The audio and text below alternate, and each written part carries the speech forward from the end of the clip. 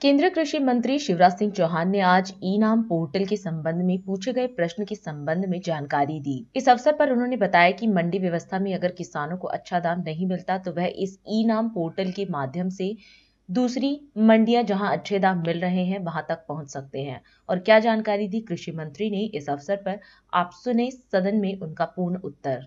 माननीय सभापति महोदय, प्रधानमंत्री श्रीमान नरेंद्र मोदी एक विजनरी लीडर हैं और किसान कल्याण और कृषि का विकास उनकी सर्वोच्च प्राथमिकता है। मैं माननीय सदस्य को धन्यवाद देना चाहूंगा, उन्होंने ई नाम के बारे में सवाल पूछा है। ई नाम मतलब राष्ट्रीय कृषि बाजार। पहले किसान को केवल अपनी मंडी में ही अपना उत्पादन बेचना पड़ता था, बाकी जगह मंडियों में अगर रेट अच्छे होते थे तो उसकी जानकारी भी नहीं होती थी। ई नाम प्रधानमंत्री नरेंद्र मोदी जी के द्वारा 14 अप्रैल को 2016 को लॉन्च किया। ये एक ऑनलाइन ट्रेडिंग प्लेटफॉर्म है माननीय सभापति जी, जो किसानों को उसके बेहतर मूल्य दिलाने में मदद करता है। एक राष्ट्र एक बाजार की अवधारणा को लेकर ये कृषि उपज मंडियों को डिजिटल माध्यम से जोड़ता है, ताकि जहां किसान को उच्चतम मूल्य मिले और उच्चतम बोली लगे, वहां वो अपनी फसल बेच पाए और इससे किसान को एक बाजार उपलब्ध हुआ है। माननीय सदस्य ने ये पूछा है, क्या ई नाम में ऐसी कोई व्यवस्था है जिससे किसान अपने घर से भी अपने उत्पादन को बेच सकता है। मुझे बताते हुए प्रसन्नता है कि ई नाम प्लेटफॉर्म के तहत एक फार्म गेट मॉड्यूल बनाया गया है, ताकि किसान अपनी उपज के फोटो को, चित्र को फार्म गेट से ही अपलोड कर सके। उपज को भौतिक रूप से लाने की आवश्यकता बाजार मंडी में नहीं है। बिना उपज को लाए ही ई नाम पर व्यापार के लिए बोली सुविधा का वो लाभ उठा सकता है। ई नाम मोबाइल ऐप के माध्यम से किसान अपनी उपज के ढेर को 360 डिग्री मतलब चारों दिशाओं से फोटो खींच के पोर्टल पर डाल सकता है, जिसे खरीदार बोली लगाने के पहले देख सकते हैं कि कैसा है। ई नाम ऐप के माध्यम से किसान अपने उपज का लाट बना के अपने घर से ही अग्रिम पंजीकरण कर सकता है, जिससे मंडी के प्रवेश द्वार पर किसानों के लिए प्रतीक्षा का समय भी कम हो जाता है। और इसलिए माननीय सदस्य को मैं बताना चाहता हूं कि घर बैठे ही एक तो उसको पता चलता है इस प्लेटफॉर्म के माध्यम से कि मंडियों के रेट पूरे देश में कहां क्या क्या है। 3 दिन पहले तक के रेट पता चल, वो ये भी तय कर सकता है कि मुझे आज बेचना, कल और अच्छे रेट मिलेंगे तो कल बेचूं क्या। एक बहुत बड़ी सुविधा प्रधानमंत्री नरेंद्र मोदी जी ने किसानों को दी है, मैं इसके लिए उनका अभिनंदन करता हूं। एफपीओ ट्रेडिंग मॉड्यूल भी बनाया गया है, जिसके तहत एफपीओ भी अपने माल को बाजार में लाए बिना, जहां वो एकत्रित करते हैं उस केंद्र से ही फोटो अपलोड करके बेच सकते हैं।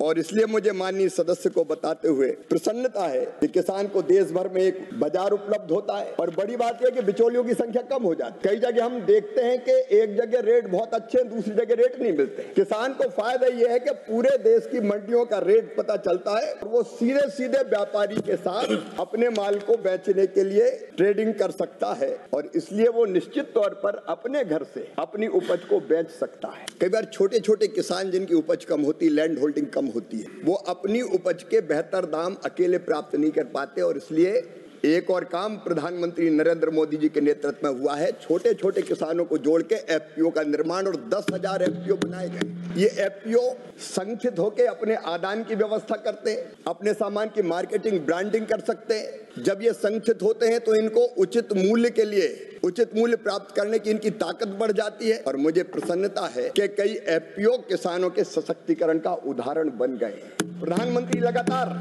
एफपीओ के कामकाज की समीक्षा कर रहे हैं, और माननीय सदस्य को मुझे बताते हुए प्रसन्नता है कि एफपीओ भी इस प्लेटफॉर्म पर अपने सामान को बेच सकते हैं। माननीय सभापति महोदय, इस पोर्टल का लाभ उठाने के लिए उनको सारी जानकारी अपनी उपज का 360 फोटो जिसकी मैंने बात की थी वो डालना होता है। और अब तक लगभग 31 दिसंबर 2024 तक 4,362 किसान उत्पादक संगठन ई नाम प्लेटफॉर्म से जुड़ चुके हैं, इसका लाभ उठा रहे हैं और इसके माध्यम से बेहतर रेट प्राप्त करने का काम कर रहे हैं। मैं माननीय सभापति महोदय ये और निवेदन करना चाहता हूं कि इसके द्वारा कृषि उत्पाद की बिक्री में किसानों को ऑनलाइन पेमेंट भी प्राप्त होता है, जिनमें एफपीओ भी शामिल है। ऑनलाइन रिसिप्ट की प्राप्ति करने में आसानी होती है। और माननीय सभापति महोदय, मैं माननीय सदस्य के माध्यम से बताना चाहता हूं, देश को कि 31 दिसंबर 2024 तक 1.44 लाख मीट्रिक टन और 3.4 करोड़, जिसमें बांस, पान, नारियल, नींबू आदि है, का व्यापार एफपीओ के माध्यम से भी रिकॉर्ड किया गया है, जिसका मूल्य 239 करोड़ 239.6 करोड़ रुपया है। तो एफपीओ भी इस प्लेटफॉर्म का लाभ उठा के किसानों को उचित दाम दे पाने में सक्षम हो रहे हैं। मैं प्रधानमंत्री जी को फिर धन्यवाद देता हूँ। राष्ट्र सर्वप्रथम